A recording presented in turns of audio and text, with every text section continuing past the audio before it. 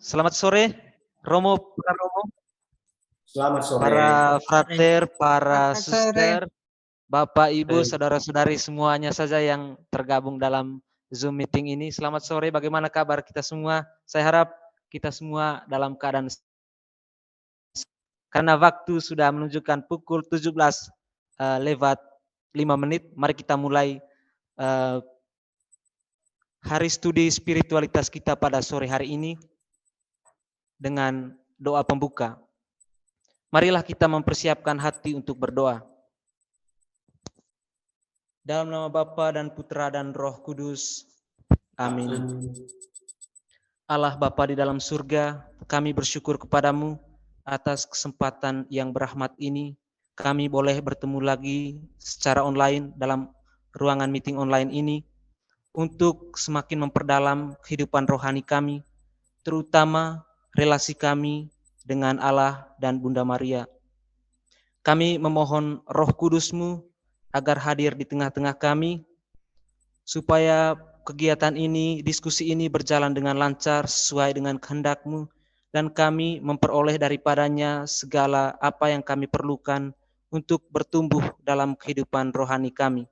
Di Kau kami puji kini dan sepanjang masa. Amin. Amin. Baik para bruder, suster, Bapak, Ibu, saudara-saudari, tema hari studi spiritualitas kita pada tanggal 3 Juli 2023 ini adalah sharing pastoral mencintai Bunda Maria. Kita mempunyai pengalaman pribadi masing-masing terkait relasi kita dengan Bunda Maria. Juga mungkin juga mendengar pengalaman orang lain yang diceritakan kepada kita tentang sosok Bunda Maria yang mungkin menginspirasi kita untuk semakin memperdalam relasi kita dengan Bunda Maria, yang pada gilirannya memperdalam relasi kita dengan Allah. Karena itu, pada sore hari ini kita juga akan mendengarkan sharing pastoral dari pastor tercinta kita, Pastor Kosmas Ambopatan. Baik, selamat sore semuanya. Selamat sore, Romo. Selamat sore, Romo. Sore. Teman-teman Monfort yang di kemah, selamat sore. Selamat sore.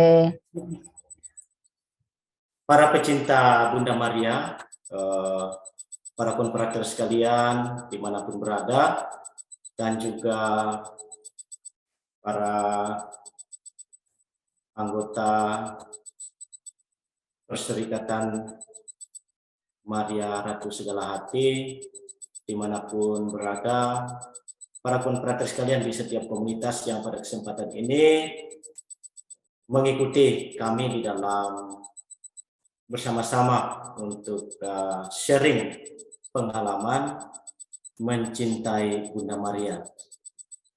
Baik, saya langsung saja untuk berbagi tentang bagaimana kita sebagai orang Katolik mencintai Bunda Maria. Tentu dalam pengalaman kita sehari-hari kita berjumpa dengan pengalaman cinta ini. Cinta ini luar biasa ya dalam kehidupan kita sehari-hari. Terutama ketika cinta itu pada akhirnya ya kita berikan tempat di dalamnya, yaitu iman. Karena dari iman itulah yang mendorong kita akhirnya untuk bisa mencintai. Dalam hal ini saya memberikan pemaparan tentang mencintai Bunda Maria.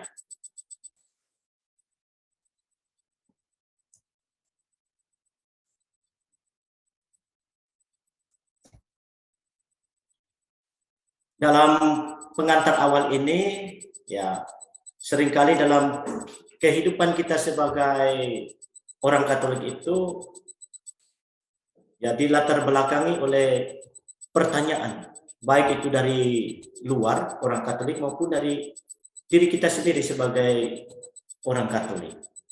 Mengapa orang Katolik sangat mencintai Bunda Maria? Seperti yang saya katakan di awal tadi, pada sesi ini saya ingin berbagi mengenai mengapa kita sebagai orang Katolik mencintai Maria. Hal ini dilatar belakangi bahwa di dalam gereja Katolik, Bunda Maria ini memiliki ruang yang istimewa untuk dicintai oleh seluruh umat Katolik. Boleh dikatakan dia menjadi istimewa karena selalu ada Bunda Maria di dalam hidup menggereja. Dan di dalam kehidupan gereja juga, ya, kita mengenal bahwa ibu kita, ibu gereja itu adalah Bunda Maria. Maka ibu kita, ya, memiliki tempat untuk diperlakukan secara istimewa dalam iman kita. Nah, kita sebelum masuk nanti ke dalam pengalaman gereja, pengalaman pastoral, ya, pengalaman para murid, kita sedikit melihat dulu pengalaman dari Injil yang merupakan dasar dari bagaimana kita mencintai Maria dalam kehidupan kita. Para saudara, kita mengenal Bunda Maria ini, ya, sebagai orang yang sungguh-sungguh pribadi yang rendah hati, pribadi yang tidak menonjolkan diri, pribadi yang sangat sederhana. Bahkan ketika dipilih oleh Allah menjadi ibu yang akan mengandung dan akan melahirkan Yesus, Putra Allah, ia menerimanya itu dengan tidak memegahkan diri. Ia tidak menonjolkan diri. Justru ia melihat dirinya sebagai hamba yang paling rendah, hamba yang paling hina. Nah, pribadi Bunda Maria ini kita mengenalnya melalui kisah-kisah di dalam Injil.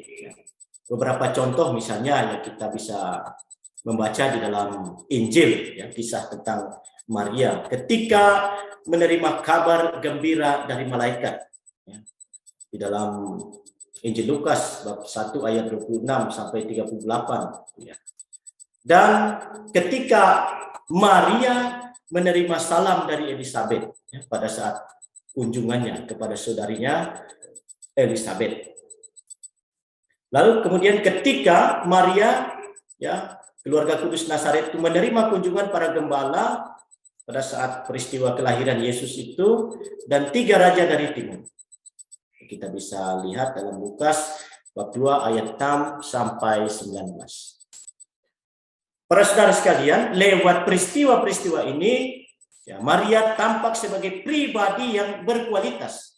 Dalam hal ini berkualitas di dalam kepribadian, dan kepribadian itulah yang nantinya yang akan menunjukkan cintanya kepada, ya, para murid, cintanya kepada kita sekalian, cintanya kepada gereja, cintanya kepada keluarga Kristiani.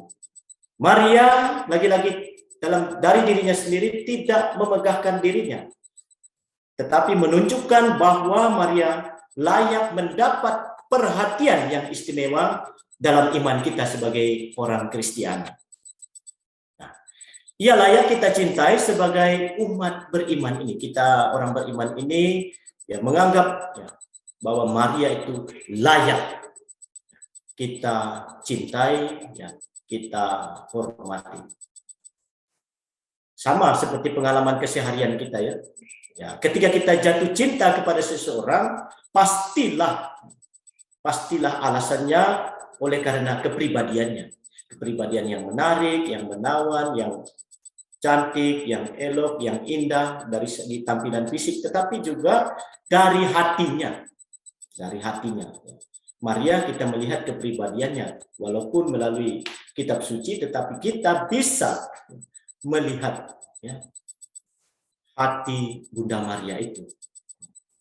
Kita berangkat bahwa cinta itu berangkat dari Allah. Kita melihat bahwa betapa Allah terpesona dengan wanita ini dan pada akhirnya menjadikan Maria mempelainya.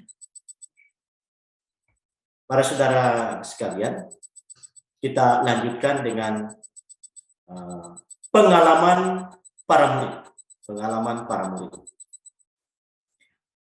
Kita mengenal Bunda Maria ini yang setia janji untuk menerima kita sebagai anak-anaknya.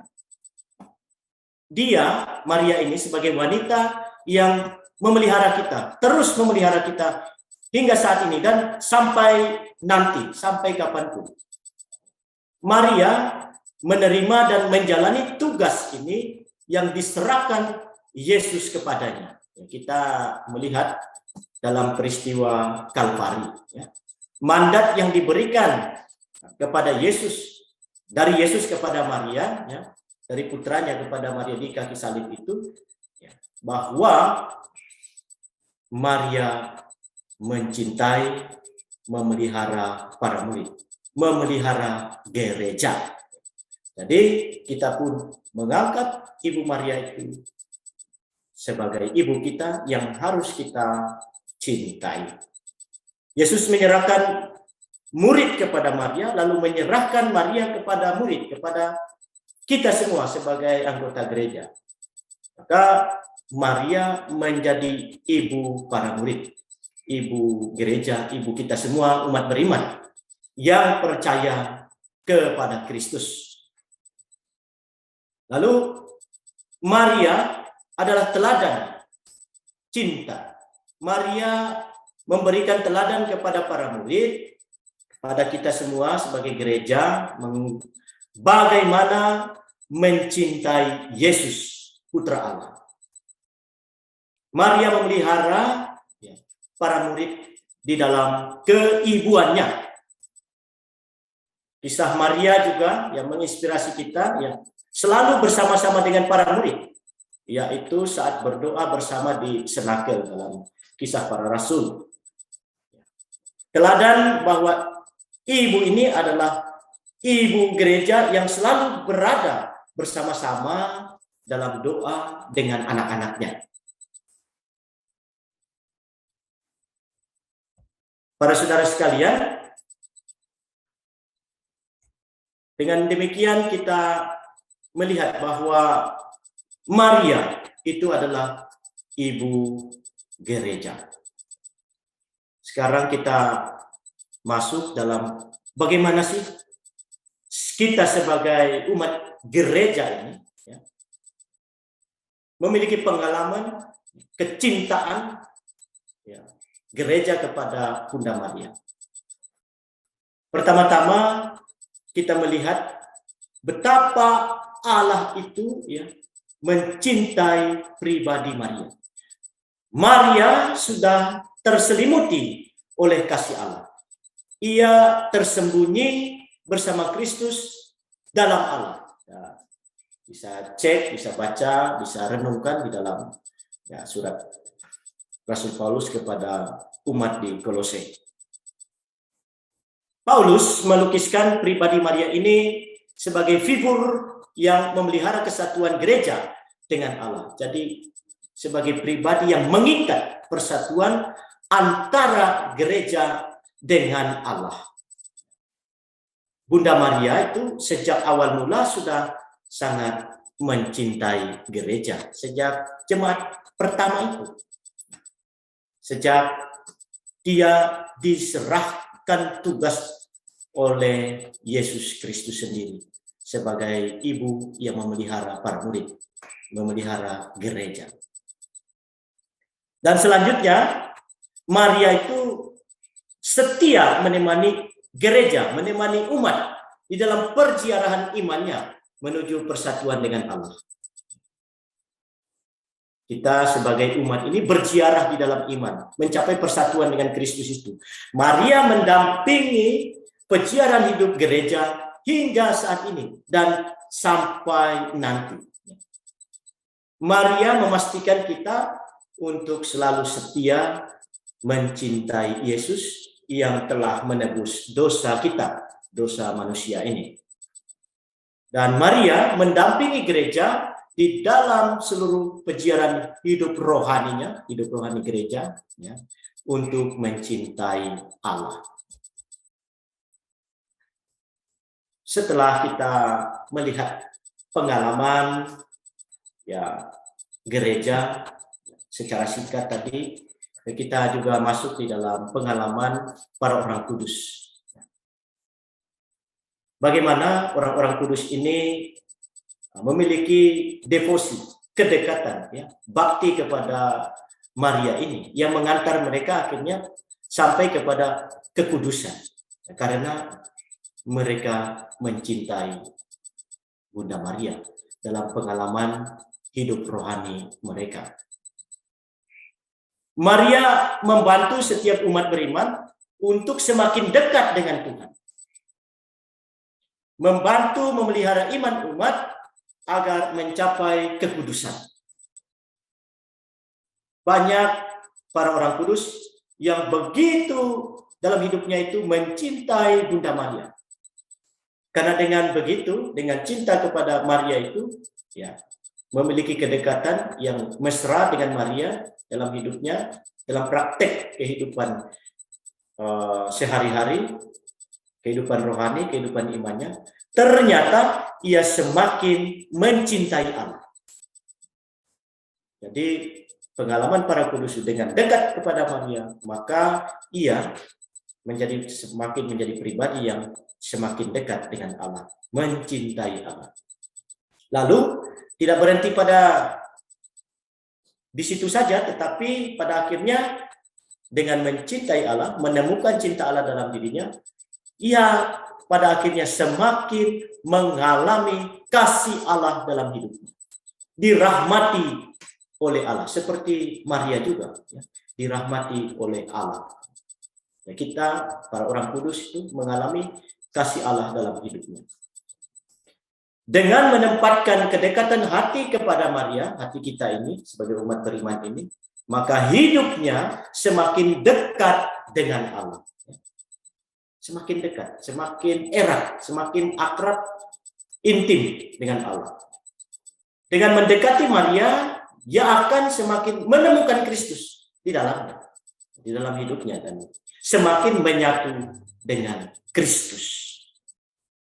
Dengan mencintai Maria, ia selalu terpelihara di dalam keselamatan dan dapat mengalahkan kejahatan duniawi.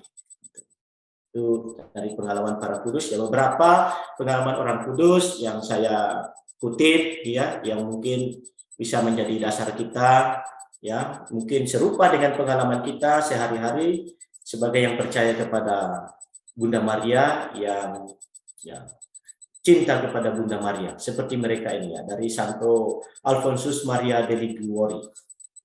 Setelah cinta yang wajib kita berikan kepada Yesus, kita harus memberikan tempat yang istimewa dalam hati kita untuk cinta kepada Maria, bundanya.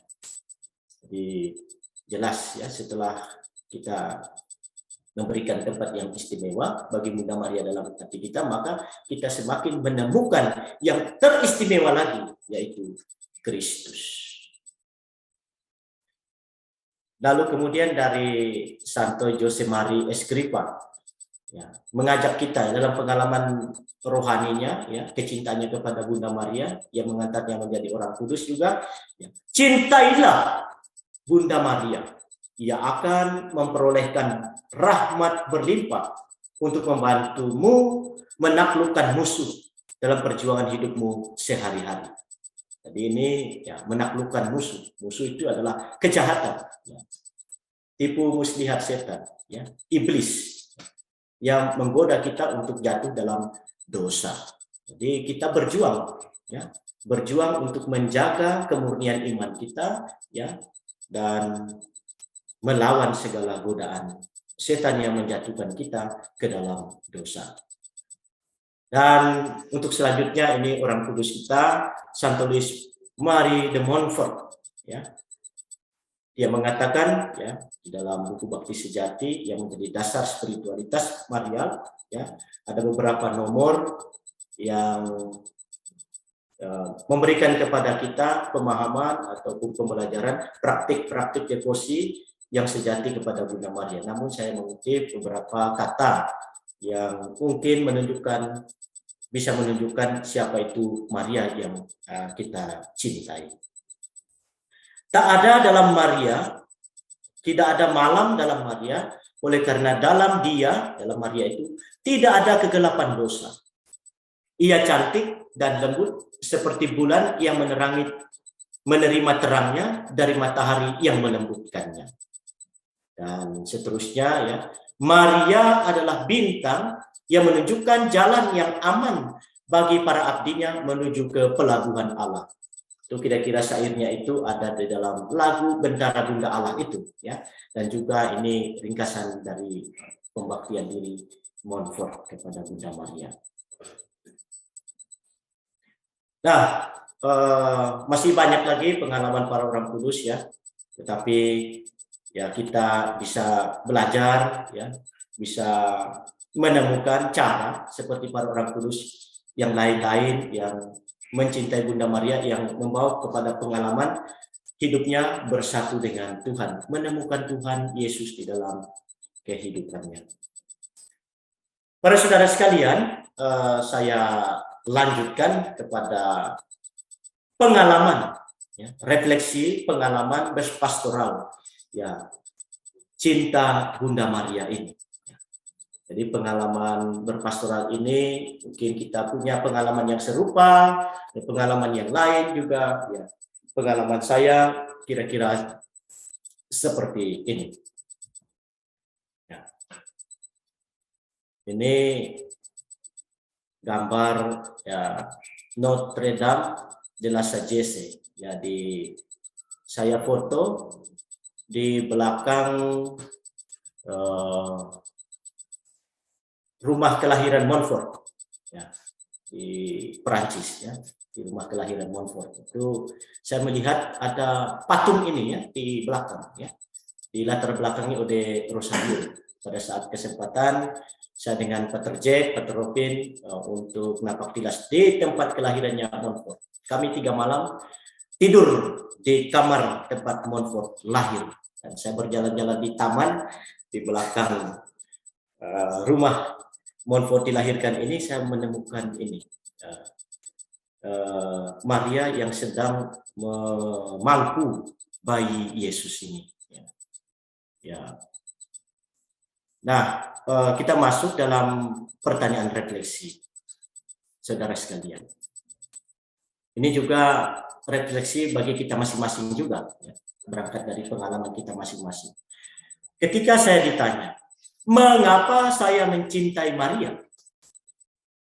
Yang pertama, mungkin nanti kita bisa ya, merenungkan berdasarkan pengalaman kita sehari-hari, pengalaman iman, pengalaman pelayanan kita, pengalaman pastoral kita, ya, pengalaman kehadiran kita kepada sesama kita, sesama saudara kita.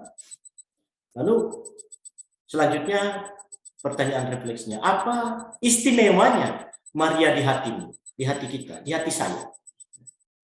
Sehingga pada akhirnya saya, Anda, ya, begitu mencintainya. Begitu mencintai Bunda Maria. Allah sudah terlebih dahulu mencintai Maria. Ini dasarnya. Allah sudah terlebih dahulu mencintai Maria. Allah mencintai Maria ini ya, bukan dengan cinta yang membabi buta. Allah memiliki dasar yang kuat mencintai Maria. Allah mencintai Maria karena memang ia pantas di mata Allah. Pantas untuk dicintai oleh Allah. Maria ini istimewa di mata Allah. Pribadi yang spesial. Boleh dikata ini mungkin ya pribadi yang unik di mata Allah. Ya.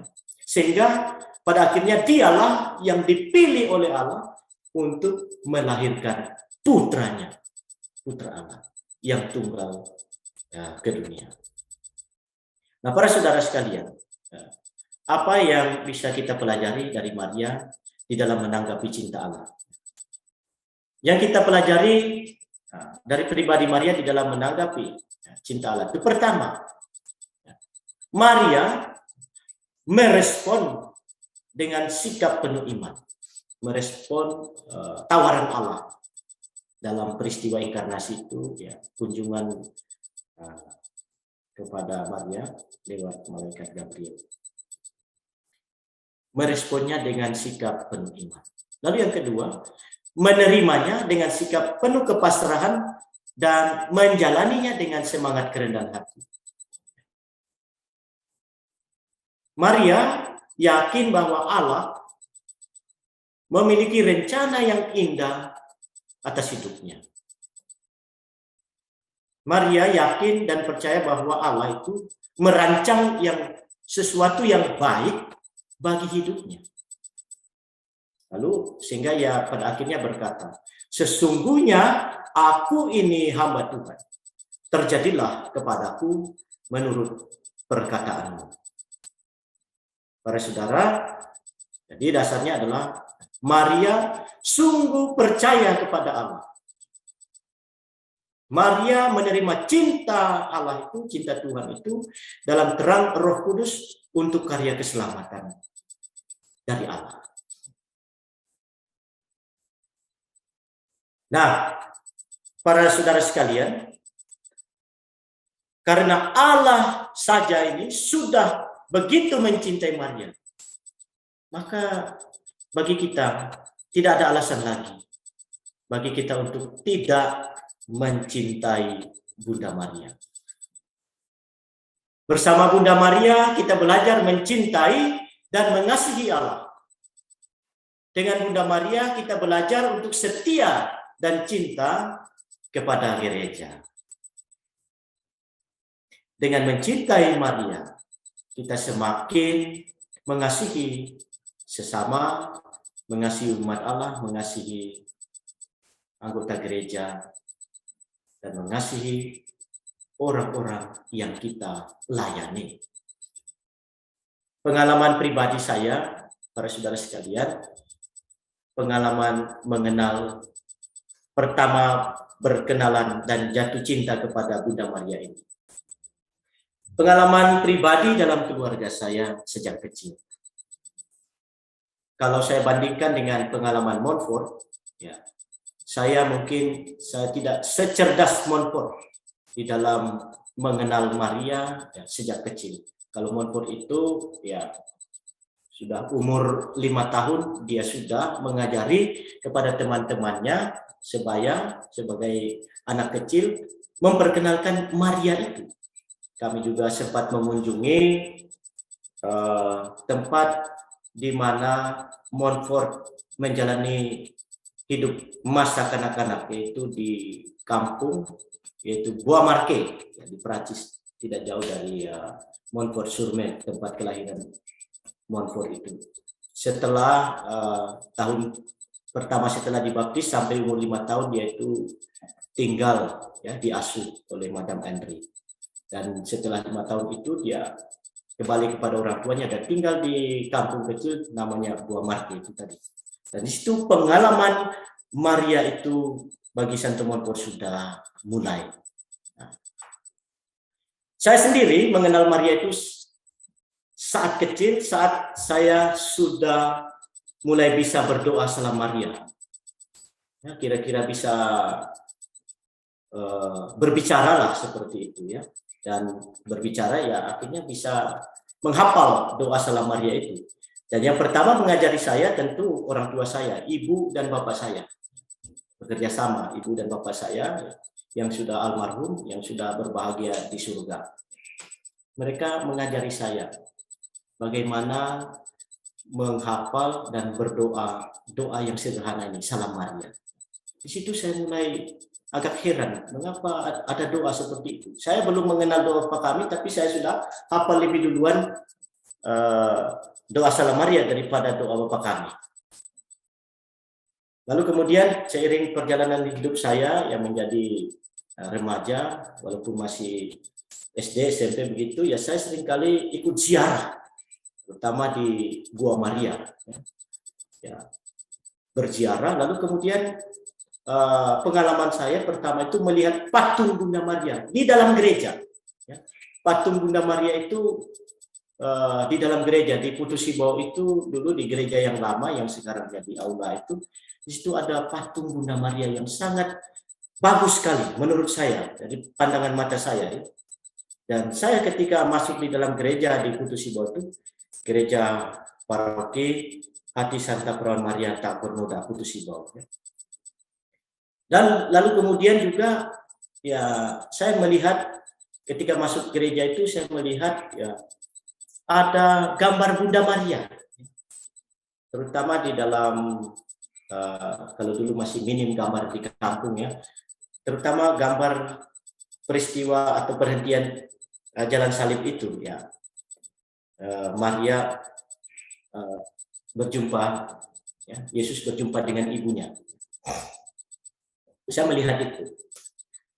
Dan di situ pada akhirnya saya mulai sedikit lebih memahami. Ternyata di dalam gereja Katolik itu ada kekhasannya, ada keunikannya, ada Bunda Maria. Di patung ya, lewat patung, lalu kemudian lewat gambar di dinding gereja atau kapela. Dan bagi saya itu sungguh sangat indah. Kalau banyak patung dan gambar Bunda Maria di dalam gereja. Seperti itu. Nah, pengalaman saya juga ya mulai berangkat remaja, saya suka mengoleksi gambar Maria. Suka mengoleksi gambar Maria ya, walaupun ya gambar yang sudah lusuh saya dapatkan entah dari mana seperti itu, ya saya koleksi untuk dipajang di kamar. Lalu dilihat, apalagi kalau ada gambar yang di belakangnya itu ada doa-doa, ya, seperti doa novena, seperti ya doa-doa kecil kepada Santa Perawan Maria. Dan ya setelah kita mengenal gadget, ya, setelah mengenal dunia digital, ya, bisa memotret gambar, mendownload gambar, saya banyak mengoleksi di komputer saya, ya gambar-gambar suci Santa Perawan Maria ini.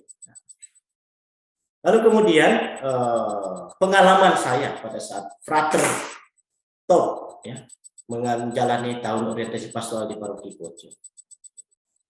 Dari pengalaman kecil, pengalaman remaja, pengalaman spiritual saya ketika saya sudah masuk dalam Serikat Maria Montfortan ya, yang mengikuti spiritualitas Marial dalam cara hidup menghayatinya Santo Montfort. Pada akhirnya saya juga ingin berbagi ya. Pada saat praktik pastoral itu saya ingin membagi cara saya bagaimana saya mencintai Maria itu kepada anak-anak remaja ya, pada saat itu di Poco ya. Akhirnya saya mulai ya berinisiatif ya, mengumpulkan beberapa anak-anak remaja agar mengenal Maria ya, agar mereka mencintai Maria. Maka terbentuklah perkumpulan itu yang dulunya ya bernama Remaja Montfort ya, di Poco itu ya. Ya sekarang ya Montfort Youth, kerennya seperti itu ya. Nah, sebagai pastor ya sekarang ini sebagai pastor yang dipercaya untuk menggembalakan umat di paroki-paroki ya, khususnya saya sekarang ini di Paroki Santo Montfort Poco di Keuskupan Rute. Saya mengalami kedekatan pribadi saya dengan Bunda Maria itu ialah sebagai pelindung. Jadi Bunda Maria saya hayati itu sebagai ibu yang melindungi saya. Dalam perjalanan saya melayani umat, ya saya membaktikan itu sebelum saya berangkat, membaktikan perjalanan saya supaya saya mendapatkan perlindungan. Ya. Walaupun berjalan malam mengunjungi umat, ya jadwalnya malam untuk mengunjungi KBG, berpastoral, melayani umat, ya misa, pemberkatan dan lain sebagainya. Ya saya berangkat itu selalu meminta perlindungan Bunda Maria. Nah, lalu kemudian saya mengalami kedekatan saya dengan Bunda Maria itu, mencintai Bunda Maria itu sebagai Bunda pengharapan. Ya, dalam pekerjaan melayani, dalam berpastoral pasti ya saya mengalami juga ya pasang surut ya, mengalami juga ya kegagalan, mengalami juga yang namanya suka duka berpastoral ya. Harapan kadang-kadang tidak sesuai dengan kenyataan ya. tantangan-tantangan medan dan lain sebagainya itu ya saya ingat ya, ketika saya menghadapi semua peristiwa yang seperti itu, saya masuk dalam relasi saya dengan Bunda itu sebagai apa yang saya lihat pada saat saya mengalami suka duka itu. Ya, saya mengalami tantangan berpastoral melayani umat ya. Bunda pengharapan supaya saya tidak pernah putus asa apapun masalah yang saya hadapi. Ya, apapun tantangan yang saya hadapi. Jadi maka saya melihat mencintai ibu saya ini, Bunda Maria ini sebagai Bunda pengharapan. Ya. Sebagai imam yang melayani sakramen-sakramen di paroki ya, di lingkungan, di wilayah, di KBG ya. Setiap hari memohon perlindungan Maria agar juga ya untuk diri saya sendiri ya, sebagai pastor tetap fokus untuk mewartakan Kristus dalam setiap pelayanan. Dalam setiap pelayanan agar tetap fokus untuk mewartakan Kristus karena Kristus itu adalah sentralnya. Ya.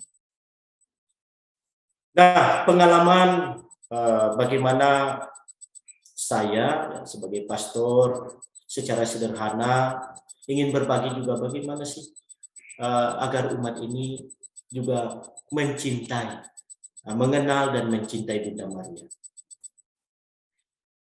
Nah, saya melihat kebiasaan di lingkungan di KBG itu, ya, terutama di Poco itu, doa giliran dari rumah ke rumah itu sudah dijalankan, sudah menjadi sebuah tradisi, sudah menjadi sebuah kebiasaan yang tidak bisa dilewatkan setiap 2 kali dalam setahun, yaitu bulan Mei dan atau yang kita kenal dengan bulan Maria, dan juga bulan Oktober atau yang kita kenal dengan bulan Rosario.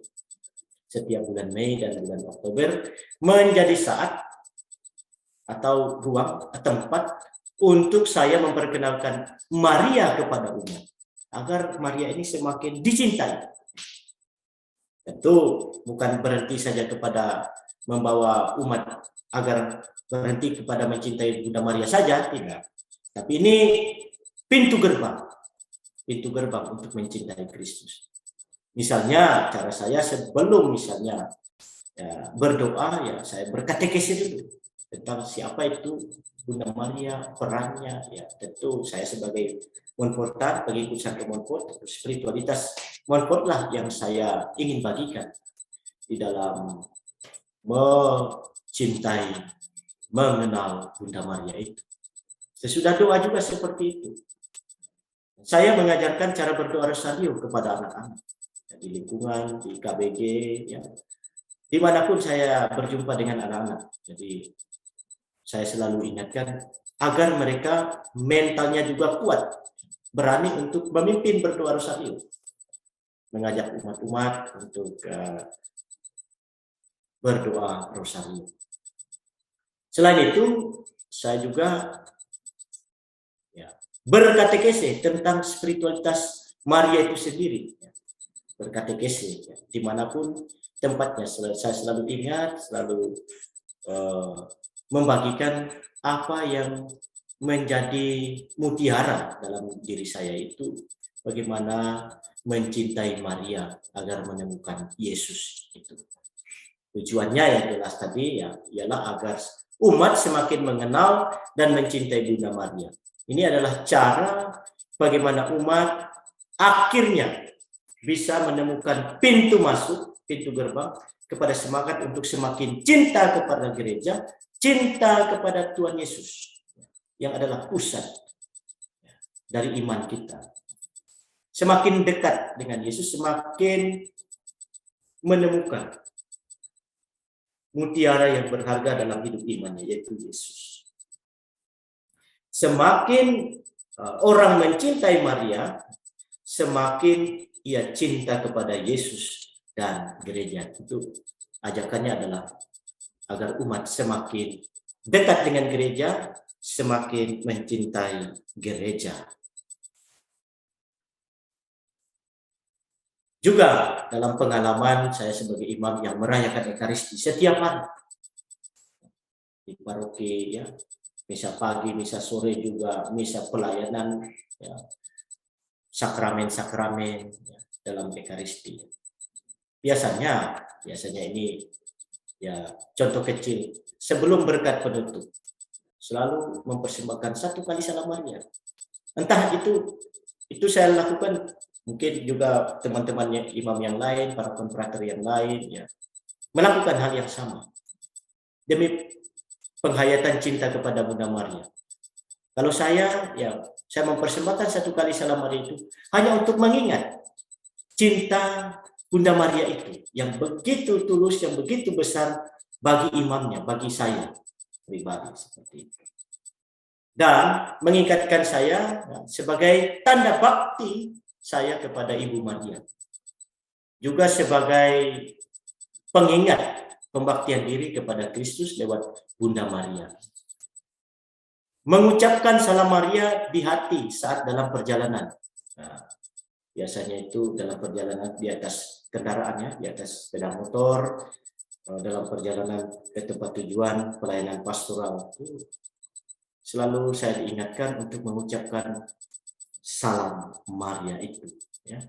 Bahkan kalau jauh dulu ketika saya berkarya di Paroki Pirbutong dan Kandui di Kalimantan Tengah, itu 1 jam lebih perjalanan kalau saya dari Paroki Pirbutong ke Paroki Kandui. Saya bisa berdoa rosario sampai tuntas ketika start sepeda motor dari Pirbutong menuju Kandui. Begitu juga pulang dari Kandui ke Pirbutong. Saya coba beberapa kali dan bisa. Nah, lalu kemudian para saudara sekalian, dijiwai dan diresapi oleh semangat Maria. Berjalan bersama Bunda Maria itu saya mengalami perjalanan saya itu aman dari segala kemalangannya. Kalau saya di dalam perjalanan, ya saya berdoa minta perlindungan Tuhan supaya saya tidak jatuh, tidak mengalami kecelakaan. Ya, saya yakin itu dalam diri saya, dan maka saya selamat sampai tujuan. Karena kita dalam perjalanan itu ya kita berhadapan dengan maut, apalagi kendaraan bermotor seperti itu. Dan puji Tuhan, dengan semangat kedekatan cinta kepada Maria ini, ya, mengangkat Maria dalam hidup pribadi sebagai bunda pelindung, ya aman. Lalu secara lahiriah ada beberapa contoh pengalaman saya ya sebagai imam, sebagai monfurtan, ya hidup dalam sebuah komunitas paroki, ya, menempatkan patung Maria di dalam gereja. Ya, selalu itu bukan saja menjadi ciri khas sebagai gereja Katolik, tapi saya mengalaminya itu sebagai bentuk cinta kepada ibu gereja itu. Jadi Maria ini adalah ibu gereja, ibu perayaan Ekaristi. Lalu kemudian memberikan bunga di depan patung Maria, memberikan bunga di depan patung Bunda Maria juga adalah sebagai praktik ya lahirnya dalam hal ini cinta kepada Maria. Lalu kemudian memasang lilin di dekat patung Maria saat berdoa. Ini kita semua pasti melakukannya dan itu dengan sendirinya biasanya. Tapi mungkin penghayatan, maksud, motivasi dari diri kita sendiri yang berbeda-beda. Tapi saya mengalaminya bahwa praktik ini bukan hanya sekedar kebiasaan, tetapi sebagai bentuk cinta saya kepada Maria. Contoh kecil misalnya para saudara sekalian, kalau bertamu di ruang tamu pastoran itu di Paroki Poco, itu terpampang patung Bunda Maria. Ada patung Bunda Maria di dekat meja tamu itu di bawah, seperti juga di belakang saya ini ada patung Bunda Maria. Tujuannya adalah mengingatkan bahwa setiap kali saya menerima tamu, ingat juga cara dan semangat Maria di dalam menerima kunjungan dari malaikat.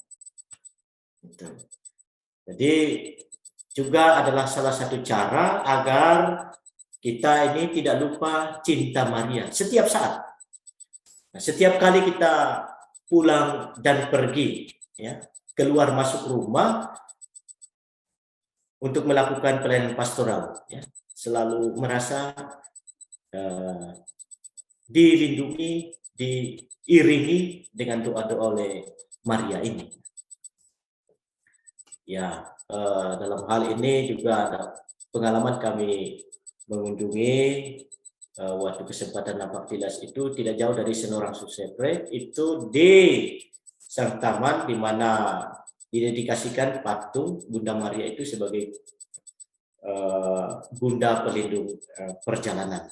Itu. Ketika cinta kepada Maria telah tertambat di dalam hatimu, maka jika engkau berpergian melewati tempat ini, jangan lupa ucapkan salam Maria. Itu kira-kira seperti itulah yang ditulis oleh Montfort di sana. Nah, dari pengalaman praktik devosi ini dan pengalaman pastoral saya ini, saudara-saudara, harapannya umat semakin antusias untuk mengajarkan ziarah Bunda Maria, mengadakan doa sebagai bentuk kedekatan, keintiman dengan Bunda Maria. Ziarah ini, ya, ziarah Maria ini menjadi praktik yang sangat disukai saat ini, ya, karena berkunjung menemukan orang sebagai tujuan, menjumpai seseorang, dan dengan maksud agar dengan berjumpa dengan seseorang itu kita mendapatkan apa? Mendapatkan ketenangan, mendapatkan berkat, mendapatkan cinta, mendapatkan perhatian, mendapatkan sukacita. Saya melihat juga dalam pengalaman saya berpastoral di Poco khususnya, ya, di setiap rumah-rumah umat itu selalu ada pojok Maria, selalu ada pojok Maria. Di sana kita menemukan pojok Maria itu ada terpajang di situ ada patung Keluarga Kudus, ya, patung Bunda Maria, buku orasi suci, buku doa kepada Bunda Maria, dan lain sebagainya. Ya. Buku-buku doa yang lain, ya, ada semua di situ. Nah, itu bagi saya sangat menarik. Tinggal mendukung bagaimana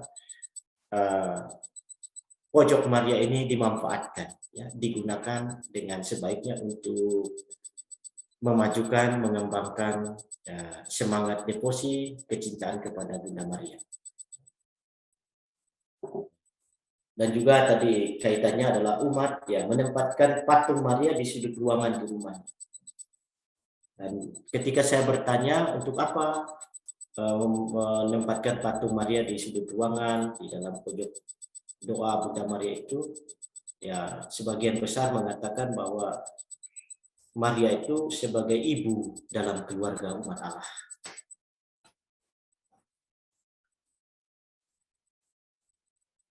Nah, saudara-saudari, masih banyak lagi pengalaman, ya, dalam berpastoral, ya, refleksi pastoral tentang bagaimana mencintai Bunda Maria, dan pada akhirnya bagaimana mengajak kita untuk mengajak umat untuk mencintai Bunda Maria yang menemukan Kristus di dalamnya. Dalam penutup ini, ya, saya mengutip kata-kata dari Santo Yohanes Paulus II. Dari Maria kita belajar untuk berserah kepada kehendak Allah dalam segala hal. Dari Maria kita belajar untuk percaya, bahkan ketika harapan tampak hilang. Dari Maria kita belajar untuk mencintai Kristus. Tadi dari orang kudus kita ini, Santo Yohanes Paulus II. Pada akhirnya, saudara-saudari, ya, mencintai Maria adalah jalan kita untuk semakin mencintai Kristus. Semakin taat kita, semakin setia pada Allah dan pada gerejanya. Dengan mengenal Maria, kita semakin cinta Kristus, cinta kepada Allah, cinta kepada gerejanya.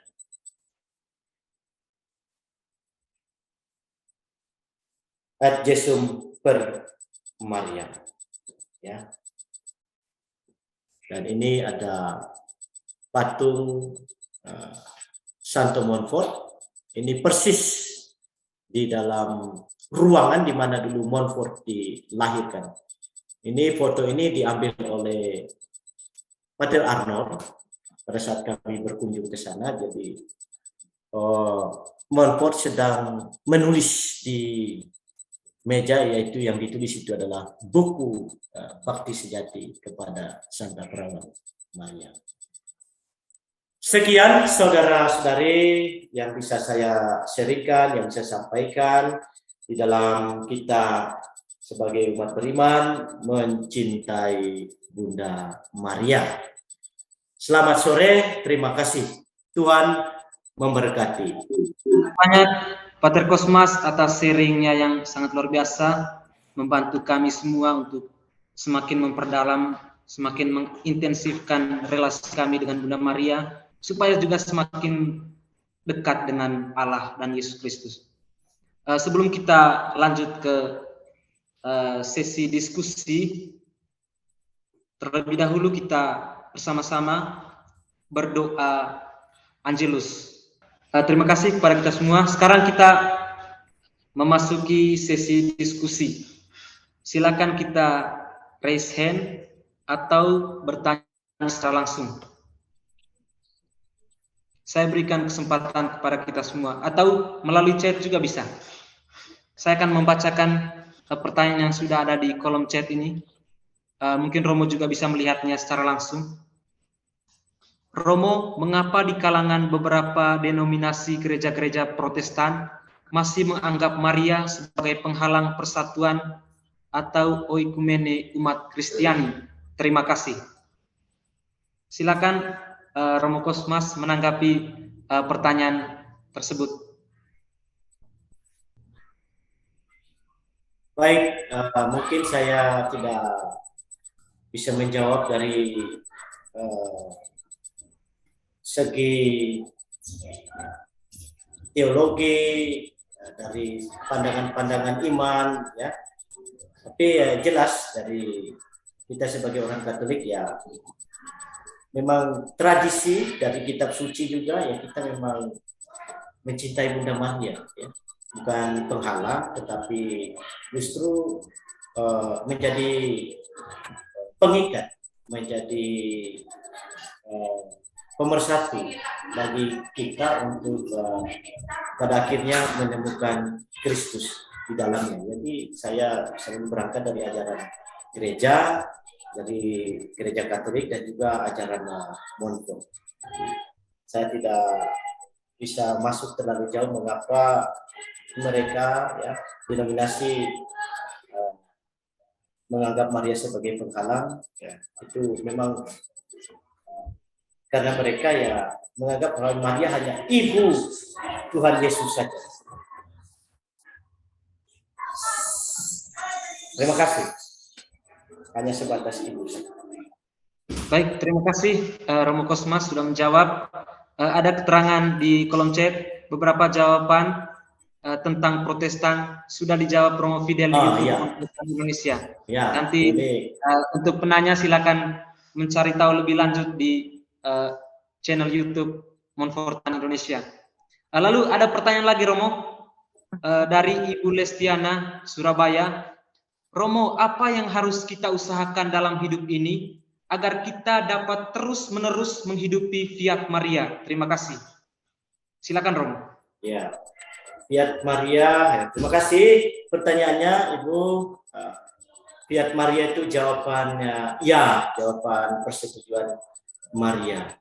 Memang pertama-tama untuk menjawab Fiat Maria itu seperti dia menjawab pertanyaan malaikat Gabriel kepada Maria, ya. Ya, Maria itu dengan sikap rendah hati seperti tadi saya jelaskan di awal tadi latar belakang, karena Maria itu memang memiliki kepribadian yang rendah hati sehingga apapun yang dikatakan oleh Allah ya dia terima, dia respon dengan cinta, dia terima dan dijalaninya pun direspon dengan cinta. Nah, bagaimana menghidupi Fiat Maria itu dalam diri kita? Kita masing-masing punya cara. dianugerahi kerendahan hati oleh Allah, dianugerahi juga pengetahuan iman ya, berkat rahmat dari Tuhan, sehingga mungkin ya kita asah terus kepekaan cinta kita kepada Bunda Maria itu ya, kepada Tuhan Yesus. Kita asah terus, kita latih terus agar kita juga setia dalam setiap rencana Tuhan dalam hidup kita, dalam setiap panggilan Tuhan dalam derap langkah hidup kita. Kalau saya sendiri ya mengatakan bahwa kalau saya mau konsisten dalam fiat seperti fiat Maria ya, dalam fiatnya saya sendiri sebagai orang Katolik, sebagai gembala, sebagai pastor yang melayani Tuhan, memang perlu dilatih terus-menerus, diasah ya. Kepekaan saya ini ya, fokus kepada cinta seperti Bunda Maria merespon mencintai Allah, taat dan setia kepada Allah, kepada bisikan Roh Kudus. Saya kira itu yang bisa saya jawab dari pengalaman saya, Ibu. Terima kasih pertanyaannya. Baik, terima kasih Romo. Terima kasih juga kepada Ibu Lestiana yang sudah bertanya. Mungkin ada lagi yang mau bertanya. Silakan raise hand atau menulis di kolom chat atau bisa bertanya langsung. Selamat malam Romo. Selamat malam Bapak Rey. Tanya tadi mengenai Romo, mengenai berdoa itu menyalakan lilin. Saya juga belum tahu gitu Romo. Sebenarnya makna dan tujuan secara lengkapnya itu kalau berdoa kita dengan menyalakan lilin itu apa? Makna dan tujuan. Terima kasih Romo. Ya Bapak. Terima kasih pertanyaannya. Ya, di dalam cara kita sebagai orang Katolik menyalakan lilin itu dalam berdoa itu adalah sebagai lambang kehadiran Roh Kudus yang menyertai kita dalam berdoa. Jadi apapun bentuk doa kita, ya baik secara liturgis maupun devosi, terutama kepada Bunda Maria, kita juga wajib mengundang Roh Kudus, ya, kehadirannya di dalam doa kita. Nah, kalau saya tadi yang menyalakan patung lilin di patung Bunda Maria itu ya, selain juga mengundang kehadiran Roh Kudus, juga penghayatan pribadi saya memang sungguh-sungguh lain rasanya kalau memang kita berdoa itu dengan ada lilin ya, di hadapan patung Bunda Maria itu ada lilin, sangat indah sekali ya, mengingatkan kita untuk semakin mendekatkan diri kepada Maria dalam terang itu, seperti itu. Itu Bapak jawaban singkat saya. Terima kasih. Terima kasih Romo. Ingin bertanya Romo mengenai keutamaan Bunda Maria, yaitu sikap kerendahan hati. Dalam konteks kami di komunitas, secara khusus di sini, di mana kami dikumpul dari berbagai macam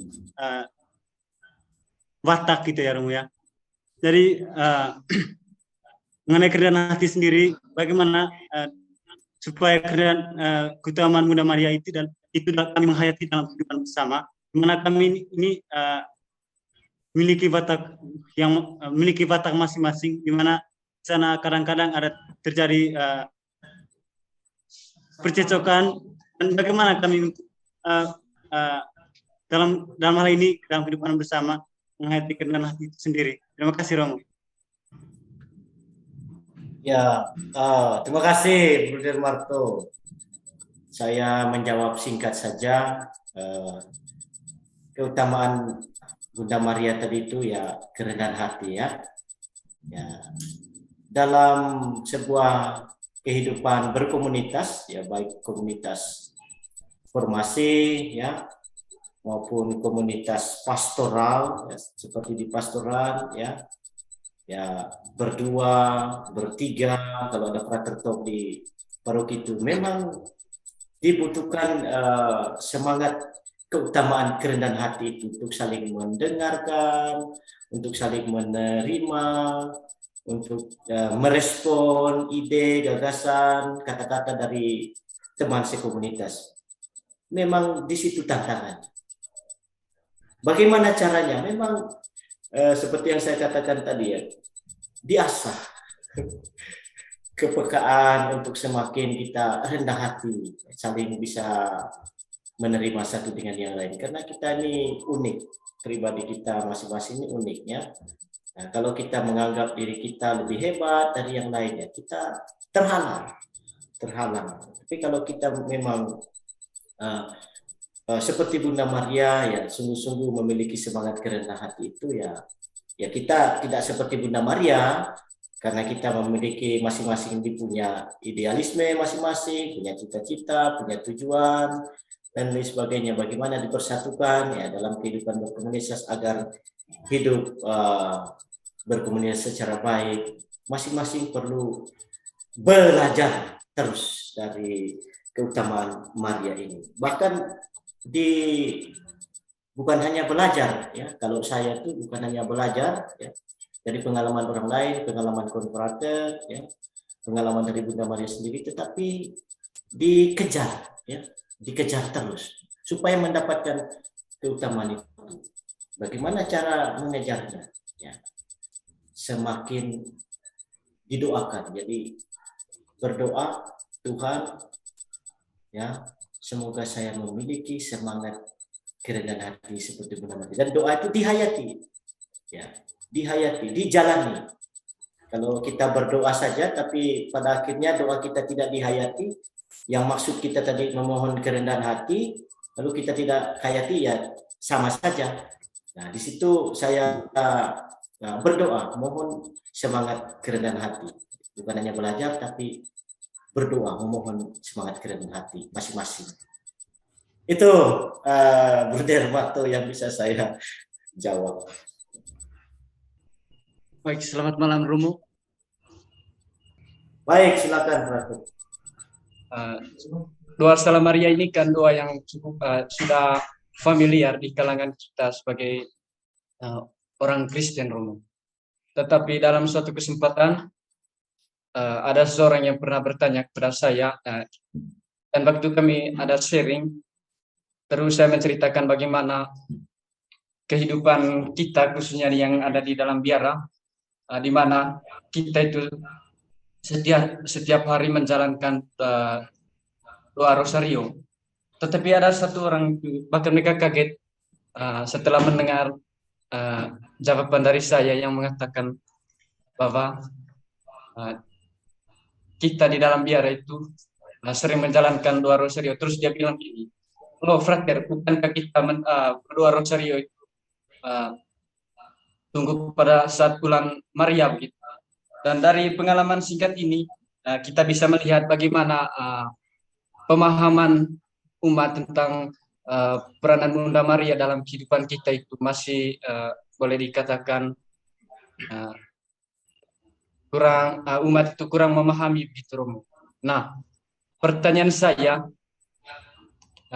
kira-kira pernahkah Romo menjalankan atau mengadakan suatu kegiatan praktis untuk mengajak umat agar mereka semakin mencintai dan mengenal Bunda Maria?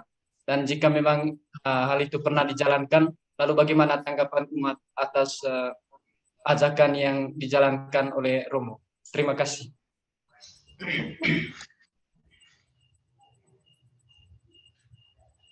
Baik, ya. Silakan Romo menjawab. Silakan Romo.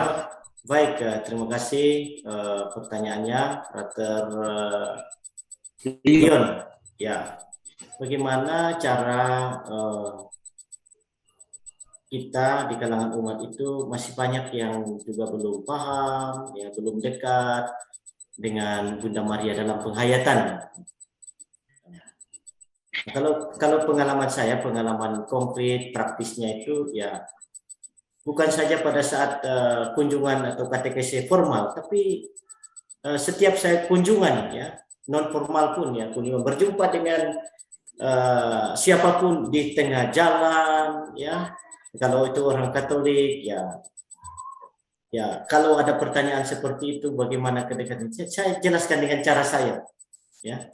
bagaimana bisa berdevosi, memiliki kedekatan yang mesra dengan Bunda Maria. Ya.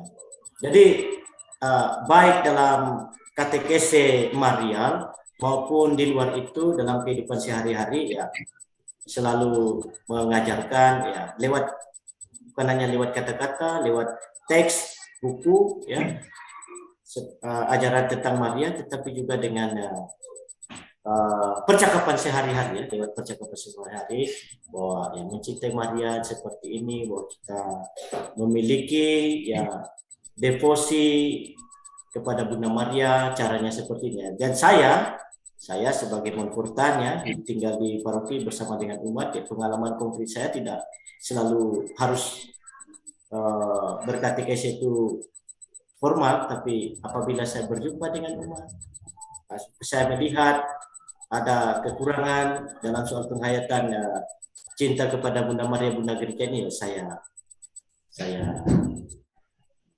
ajarkan, saya bagikan pengalaman saya.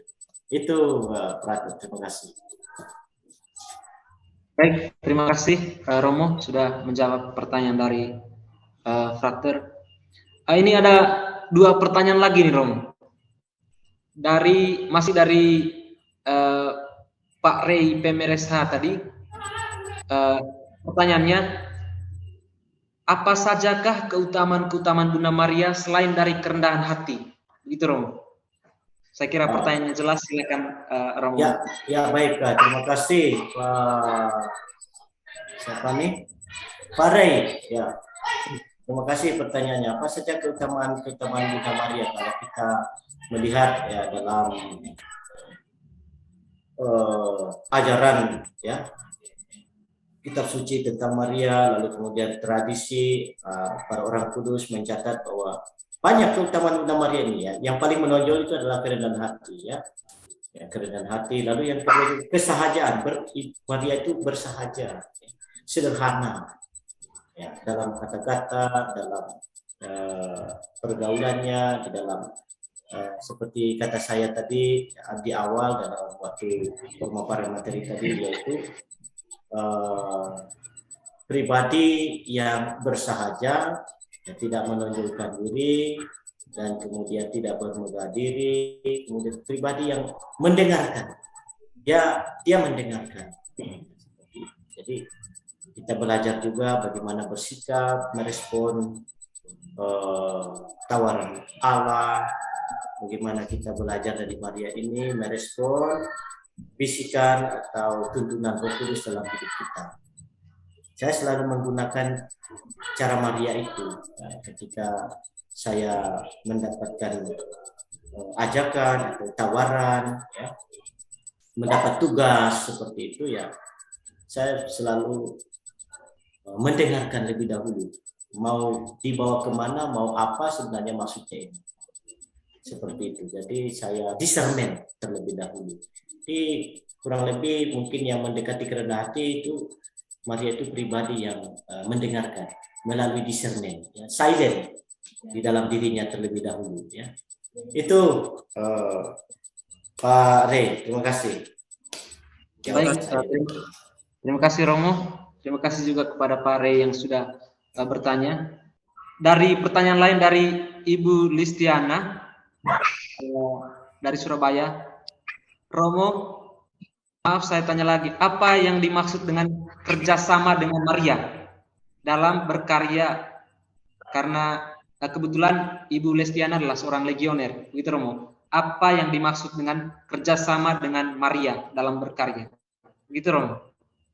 Ya, atau Ibu Listiana mau bertanya secara langsung? Iya. Baik ya, terima kasih Ibu Lesti ini. Maaf Romo, begini ya. Romo. Kenapa saya mengajukan pertanyaan ini? Karena saya kurang pede dengan apa yang sudah saya yakini selama ini. Betul atau tidak? Makanya saya mengajukan pertanyaan ini. Terima kasih Romo, mohon penjelasannya. Ya, apa yang dimaksud dengan kerjasama dengan Maria dalam berkarya itu semangat dalam menjadi seorang legioner ya Ibu ya. Betul. Oh iya. Apakah yang saya pahami itu sudah benar selama ini? Jadi Ibu memahami bahwa bekerja sama. Pemahaman mungkin perlu saya jelaskan ya Romo. Oh, iya. Pemahaman saya selama ini demikian. Ya, coba. Setiap kali seorang legioner melaksanakan kunjungan, kita kan membawa Yesus di dalam diri kita untuk orang yang kita kunjungi. Demikian. Nah, kemudian yang dimaksud kerjasama dengan Maria, yaitu kita membawa di antara lain keutamaan Bunda Maria, salah satunya kerendahan hati. Saya hadir mengunjungi si A dengan kerendahan hati, mau mendengarkan setiap apa keluh kesah yang dia sampaikan. Iya. Itu salah satunya, Romo. Apakah pengertian saya itu sudah benar? Terima kasih. Sudah benar Ibu, sudah luar biasa sudah itu. Tidak ada salahnya Ibu, tinggal lanjutkan saja. Jadi membawa Kristus itu harus membawa Kristus itu ya meminjam sikapnya Maria ya. Ya, dia membawa Kristus juga mengunjungi Elizabeth ya di dalam kandungannya ya dengan rendah hati juga. Ya, sehingga akhirnya orang menemukan sukacita. Elizabeth menemukan sukacita seperti itu. Tidak ada salahnya, benar sekali itu meminjam hati Maria, meminjam sikapnya Maria, keutamanya Maria untuk melayani orang sakit, melayani sesama. Mantap, lanjutkan. Saya sudah lega, Romo. Terima kasih. Baik, terima kasih Bu Listiana sudah bertanya. Dr. Morris ya. Ya, Romo. Ya, bagus sekali tadi pertanyaan Bu Listi dan juga jawaban Romo Kosmas ya. Romo Goris. Terkait dengan terima kasih.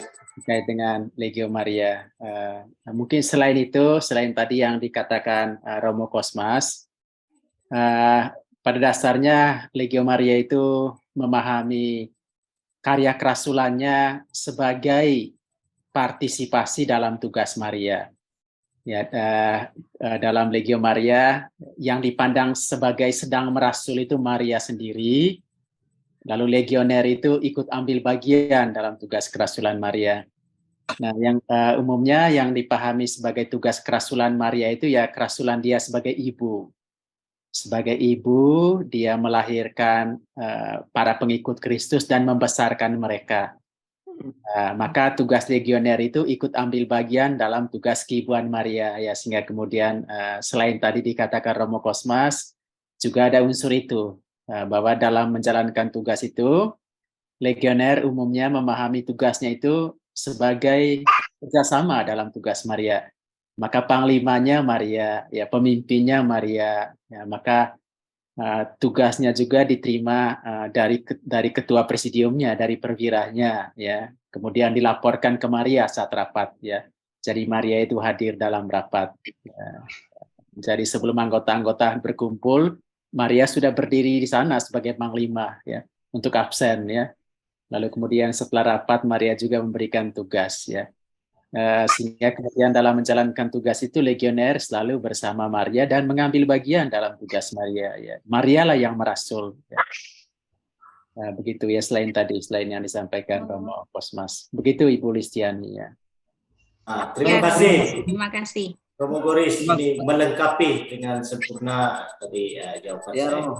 Ya, terima kasih banyak kepada Romo Goris yang sudah memperkaya pemahaman kita tentang tugas seorang legioner dalam kaitannya dengan kerjasama dengan Bunda Maria. Mungkin ada lagi yang mau bertanya? Silakan secara langsung atau di chat, silakan.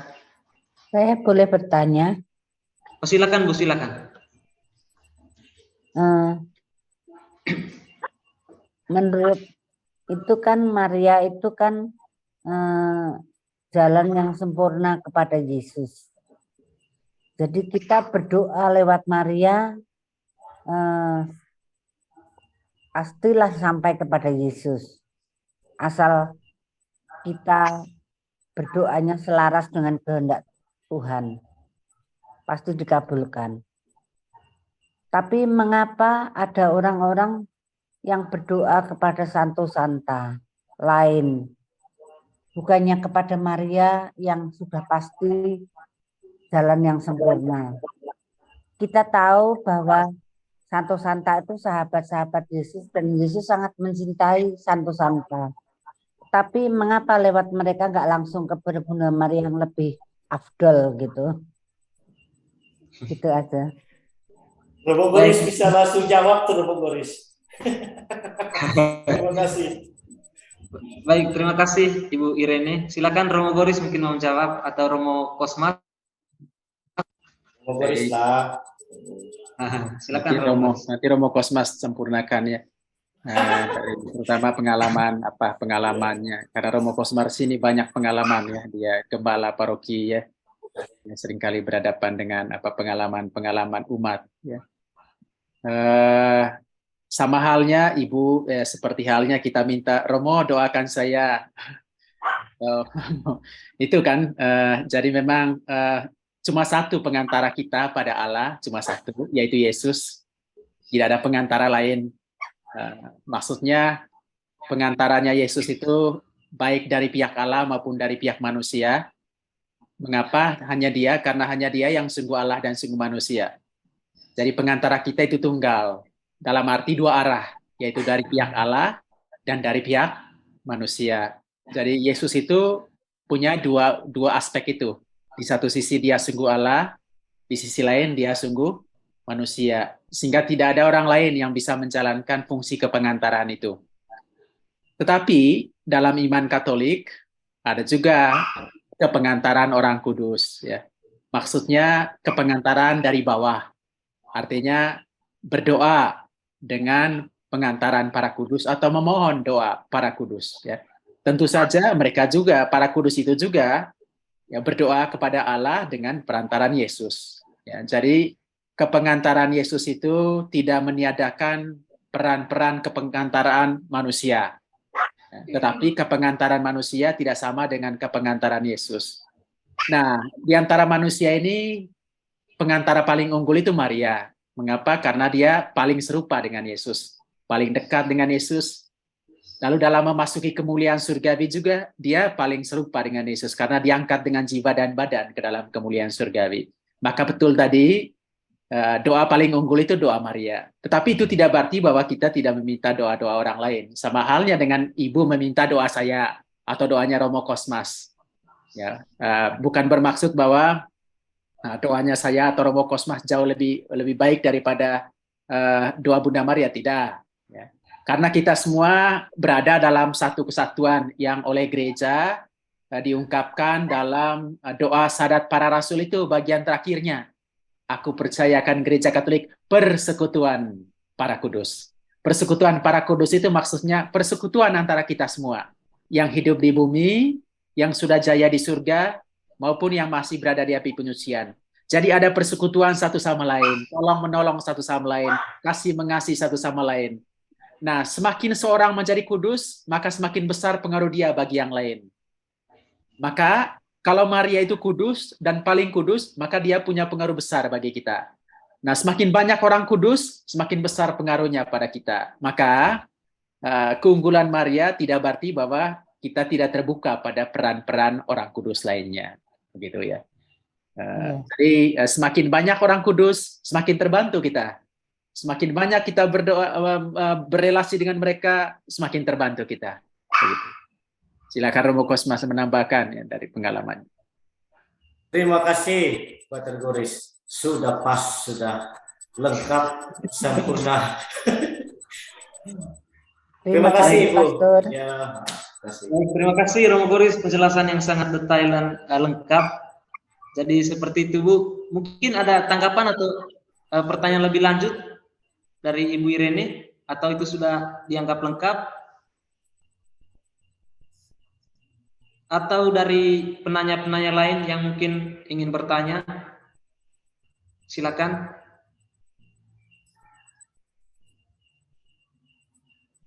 Romo Kosmas mungkin bisa ceritakan mengenai semangat Devotio Maria di Paroki Poco, umat-umatnya. Gimana mereka ya berdevosi kepada Bunda Maria. Terima kasih. Terima kasih Romo Boris, silakan Romo Kosmas. Baik, Romo, terima kasih. Kalau kita melihat di Paroki Poco Ya, dari dulu ini ya kita melihat bahwa konteks umat di Paroki Poco ini umat yang homogen, umat homogen dalam arti ya 100% Katolik, 100% juga sudah mengikuti pola tradisi yang sudah lama berkembang ya di kalangan umat di Poco seperti itu, seperti melakukan devosi yang sangat populer itu di kalangan umat di paroki itu memang doa rosario itu. Nah, itu menjadi semacam sekolah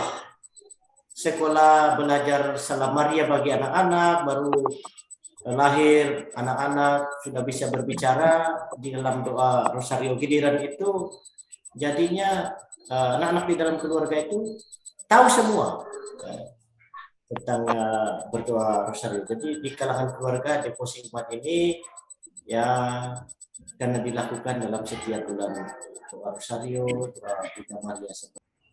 Ya, saya lanjutkan.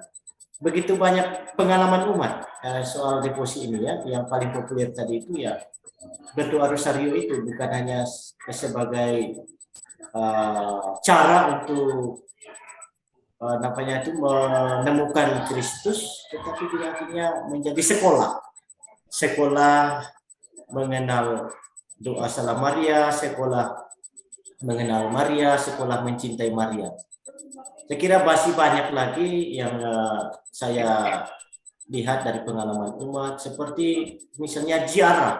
Ya, di akhir setiap peziarahan 1 bulan itu, doa giliran itu, umat seringkali mengajak pastor untuk minta dampingi untuk pergi ziarah. Jadi alangkah sempurnanya kalau ada pastor misalnya dalam kunjungan ziarah itu ya diakhiri dengan misa, walaupun tempatnya misalnya di pantai ya, setelah kalau di Poco tidak ada pantai ya, tetapi ya gunung. Tapi biasanya orang pergi ke Rio, di sana ada Gua Maria di dekat pantai dan selalu misa seperti itu. Ya, itu salah satu dari bagaimana devosi umat itu yang saya lihat di Paroki Poco. Terima kasih, Romo Boris. Terima kasih, Romo. Baik, terima kasih Romo Kosmas sudah men-sharingkan praktik devosional umat di Paroki Poco, devosi kepada Bunda Maria yang nyata dalam beberapa praktik-praktik Maria dan juga batiniah mereka. Romo, saya tadi sangat terkesan dengan pertanyaan awal dari Romo Kosmas. Sepertinya ini adalah pertanyaan refleksif yang setiap kita yang hadir dalam Zoom ini juga bisa bertanya kepada diri sendiri, mengapa saya mencintai Bunda Maria? Nah, menurut saya pertanyaan ini mengajak kita masing-masing untuk mencari dan menemukan alasan sendiri berdasarkan pengalaman pribadi kita. Nah, Romo Kosmas tadi sudah menceritakan pengalaman pribadinya. Nah, mungkin ada di antara kita semua yang mau menceritakan juga pengalaman pribadi kita mengenai cinta kita kepada Bunda Maria. Ya, ini pengalaman di presidium kami ya. Waktu itu masa transisi dari pandemi ke new normal. Nah, kami presidium tuh memberi tugas kepada setiap anggotanya untuk rosario 4 peristiwa dalam 1 hari. Jadi sedih, gembira, mulia, dan terang. Dan itu kita doakan secara bergantian. Dan itu membuat saya menjadi lebih kuat dengan berosario 4 peristiwa itu. Dan itu tantangannya berat sekali. Tapi itu saya lakukan. Walaupun tidak penuh dalam 1 minggu, tapi dalam 1 minggu itu saya bisa lakukan rosario 4 peristiwa itu. Itu pengalaman saya, Frater dan para Romo, Bapak Ibu. Baik, terima kasih Bu Anastasia, pengalaman yang sangat bagus. Dengan berdoa rosario, maka Bu Anastasia semakin dikuatkan. Dan tentu saja relasi Ibu Anastasia dengan Bunda Maria dan tentu juga dengan Allah semakin dipererat melalui doa rosario. Mungkin ada dari kita semua yang lain. Baik, saya memperkenalkan diri dulu. Saya Ibu Prapti dari Solo. Saya PMRSH yang dulu di ini ya, pembaktian diri di Malang juga. Waktu itu saya dengan Romo Lorenz dan Romo Wim. Ya. Kemudian yang ingin saya sampaikan adalah hidup doa saya tentang kecintaan saya dengan Bunda Maria atau pembaktian diri saya dengan Bunda Maria. Sebenarnya saya mencintai Bunda Maria itu adalah warisan iman dari ibu saya. Jadi saya sudah mengenal Bunda Maria itu sudah sejak kecil, dan ini dibuktikan oleh ibu saya bahwa saya dibaptis dengan nama Bunda Maria. Jadi ibu saya sudah terlebih dahulu mempercayakan diri saya kepada Bunda Maria. Dan seiring dengan berjalannya waktu, dari saya dibaptis bayi, kemudian saya juga sekolah di sekolah Katolik, sampai pada masa pandemi. Itu saya merasakan suatu pengayaan iman yang luar biasa. Saya banyak belajar dengan para religius, kemudian saya juga banyak belajar di mana-mana, dari YouTube juga, termasuk salah satu yang mengedukasi saya adalah Totus Tuus angkatan kedua dari Bandung. Nah, dari situ peziarahan iman saya kepada Bunda Maria itu tumbuh dengan sangat indah ya menurut saya, karena di dalam hidup doa saya sehari-hari, kecuali doa rosario yang sudah menjadi warisan sejak kecil, saya mempunyai pengalaman yang baru. Jadi setiap hari Rabu saya mendoakan rosario Bunda Maria dalam sukacita beliau. Nah, itu saya kenal, saya mendapatkan pengalaman itu dari teman-teman Ordo Ketiga Fransiskanes. Jadi OFS ya, mungkin singkatannya begitu. Kemudian setiap hari Jumat saya mendoakan rosario Bunda Maria dalam duka cita. Nah, itu saya mengenal rosario itu dari hari Salib Suci ya, tanggal 14 September. Saya mendapatkan inspirasi itu dari homili Romo Eko Wahyu OSC yang pada waktu itu homilinya berjudul Lectio Crucis. Nah, sejak saat itu saya dengan sukacita, saya dengan penuh semangat, saya mendoakan doa rosario duka cita setiap hari Jumat. Dan kemudian untuk melengkapi rosario sukacita dan duka cita Bunda Maria itu, saya masih menambah satu lagi, rosario untuk jiwa-jiwa yang sedang berada di api penyucian. Dan ini merupakan pembaktian diri saya kepada Bunda Maria. Ya, mungkin itu saja Frater Moris yang bisa saya ceritakan untuk pengayaan iman saya. Mudah-mudahan hanya menjadi inspirasi bagi saudara-saudara yang lain. Begitulah, terima kasih. Terima kasih. Baik.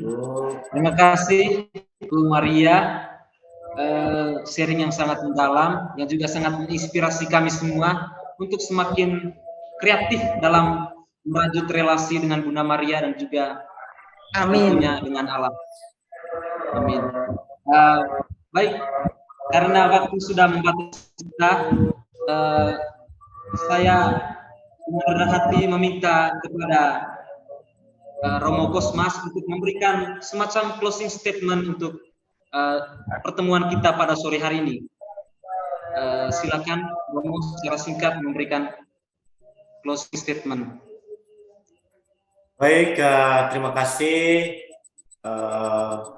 Frater Morris, moderator, dan juga semua kita yang telah ikut bersama tadi. Terima kasih atas perhatiannya, mendengarkan, juga bertanya, dan juga melengkapi dari jawaban saya atas pertanyaan teman-teman tadi, terutama dari Pater Goris yang memberikan pendasaran yang luar biasa bagi jawaban saya beberapa pertanyaan tadi. Terima kasih semua yang telah mendengarkan dari sharing pengalaman saya yang mungkin ya ada samanya, ada juga perbedaannya dari pengalaman pribadi kita masing-masing mengenai kedekatan kita dengan Bunda Maria. Untuk terakhir ini ya saya mengutip kata-kata Montfort sendiri ya, ad Jesum per Mariam ya. Jadi kepada Kristus melalui Maria. Dan kita sebagai Montfortan tentu sudah tahu, sudah paham mengenai ajakan Montfort ini.